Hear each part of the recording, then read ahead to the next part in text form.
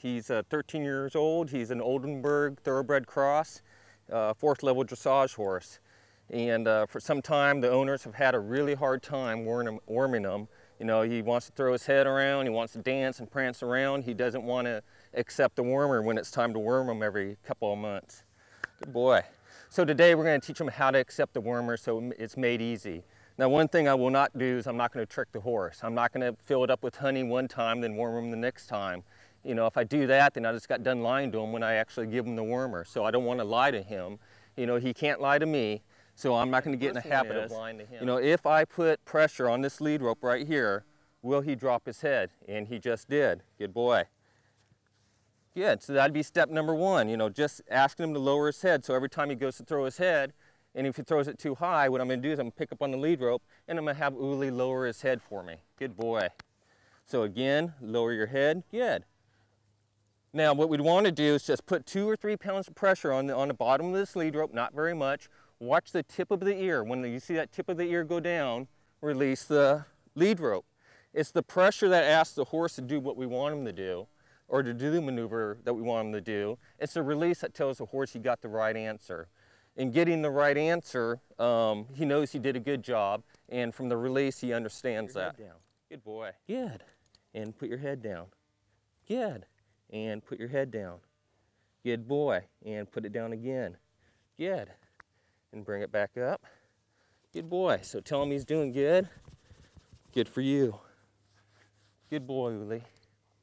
All right, put your head down. Put your head down. Put your head down. Good boy. Good. Good job. Don't paw. Good boy. Oh, you're doing just fine. That's really important for haltering or bridling your horses. You know, they need to keep that head still. When they start swinging that head around, there's a good chance you get smacked in the face. And with that 40-pound bone he has, plus all the strength and momentum in his neck, it hurts pretty bad. So, you know, you're teaching your horses that like to throw their heads, no, don't throw your head. You know, keep your nose quiet, keep yourself quiet. Good boy. Then we put our hands up here and had him drop his head.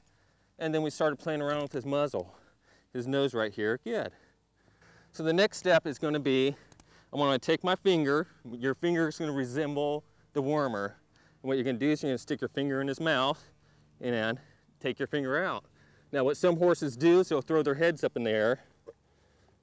If he throws his head up in the air, of course my finger is going to come out, but as soon as he brings his head back down, or I ask him to bring his head back down by putting pressure on the lead rope or put my hands on his pole in his nose, then we'll go back to it. You know, they've gotten away with it several times, you know, it's things like that.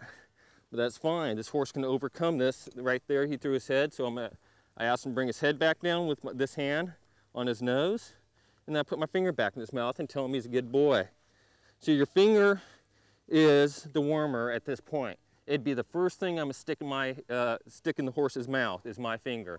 Now I'm not going to stick it where there's teeth because I don't want to get bit. All right, and so in a minute here, we'll go get some other stuff that we can start sticking in his mouth. Now it doesn't have to be the things I have here. It could be anything that you want to stick in your horse's mouth. The only exception is it can't hurt the horse. If you stick something in his mouth and it hurts him, you're going to be back at square one. And you don't want to do that. So only stick things in his mouth that aren't going to hurt him, like your finger, the end of a dressage whip, the end of a lead rope, the butt end of a so that's why I had it over there to begin with. So this is just a regular bag, grooming stuff, but I could find a lot of stuff in here, like the end of this comb for brushing them. You know, now the end of this comb, there's nothing sharp on it. It's just a little piece of plastic. So when I stick it in his mouth, it's not going to hurt him. So I'll go like this, and I'll stick it in his mouth, just like that. Good boy. Good. And tell him he's a good boy. I'm asking him to back up.